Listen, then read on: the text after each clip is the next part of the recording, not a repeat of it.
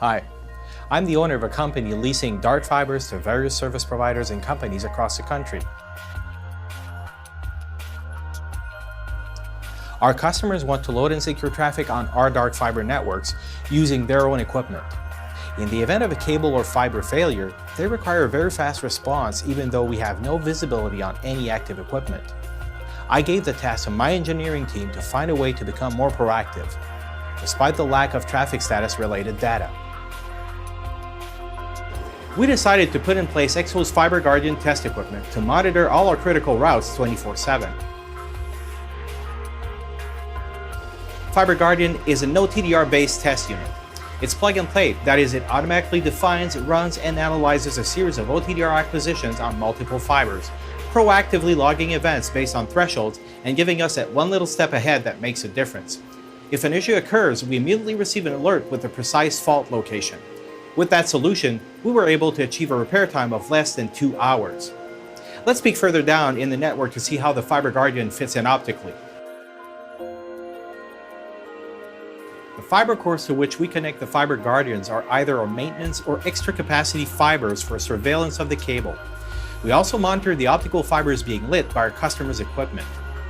To monitor the lit cores, we installed an Expo 24-channel test access module kit, which is essentially a set of 3-way optical multiplexers, passively coupling both traffic and OTDR signals together on the same fiber.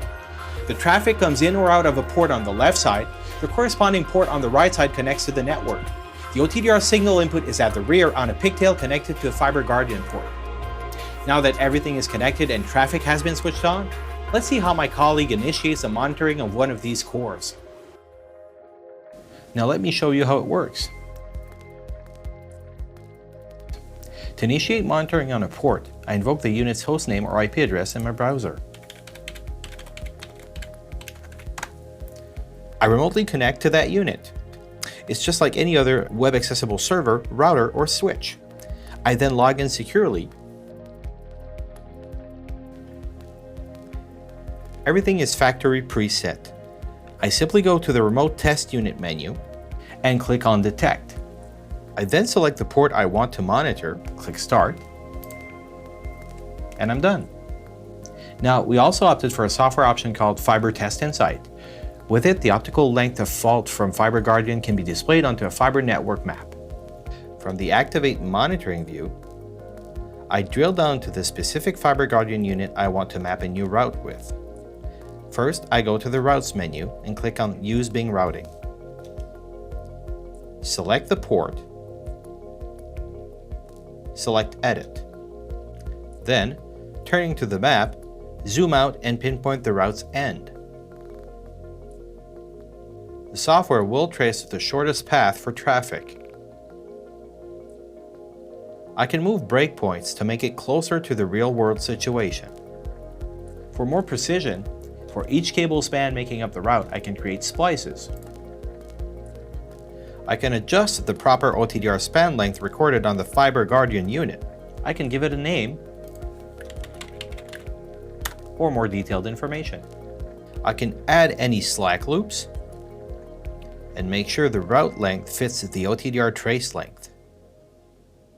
Our system is now ready to alert our field technician in case of any network issue is detected.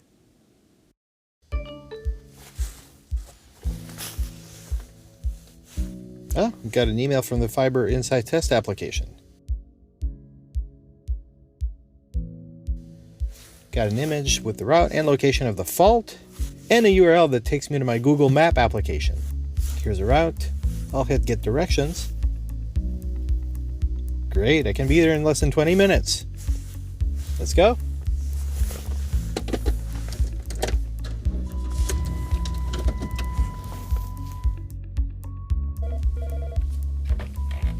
Hey Jim. Yeah, I've just done the repairs. Can you check on the FiberGuardian if everything is okay? Yep, hold on, I'm running an on-demand test. Okay. Oh, I can see from my FiberGuardian that the fiber is properly restored.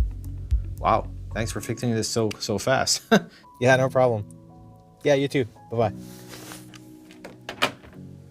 Okay, I then navigate to the configuration menu, select the route or port, test setup and query the unit to reset its OTDR baseline with the renew button.